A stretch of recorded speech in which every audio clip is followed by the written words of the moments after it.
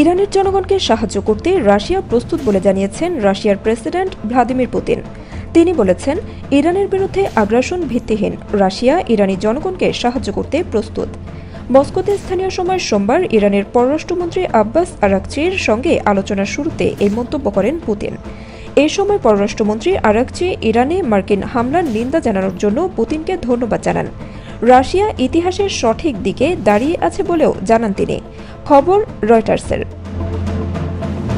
তিনি আরও বলেন, ইরানের সর্বোচ্চ নেতা আয়াতুল্লাহ আলী খামেনি ও প্রেসিডেন্ট মাসুদ পেজেশকিয়ান তাকে পুতিনের প্রতি তাদের শুভকামনা জানাতে বলেছেন।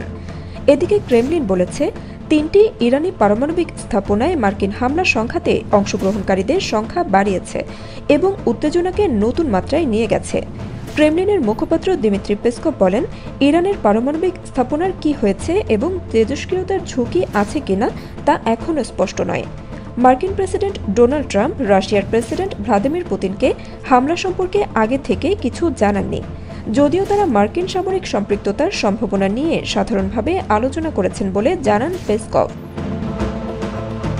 ইরানের দীর্ঘদিনের মিত্র রাশিয়া এর আগে তেহরানের সঙ্গে পশ্চিমা দেশগুলোর পরমাণু আলোচনায় গুরুত্বপূর্ণ ভূমিকা পালন করেছে। জাতিসংঘের নিরাপত্তা পরিষদের এ স্থায়ী সদস্য 6 বিশ্বশক্তির সঙ্গে ইরানের স্বাক্ষরিত পরমাণু চুক্তির অন্যতম পক্ষও ছিল।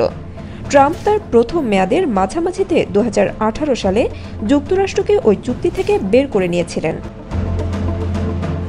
ইরান সহায়তা চাইলেও মস্কোর পক্ষে এখন তাদেরকে বড় ধরনের সামরিক সহায়তা দেওয়ার সম্ভাবনা খুবই কম বলেই মনে করছেন বিশ্লেষকরা, কারণ রাশিয়াকে এখন নিজেই ইউক্রেনের সঙ্গে যুদ্ধ করতে হচ্ছে।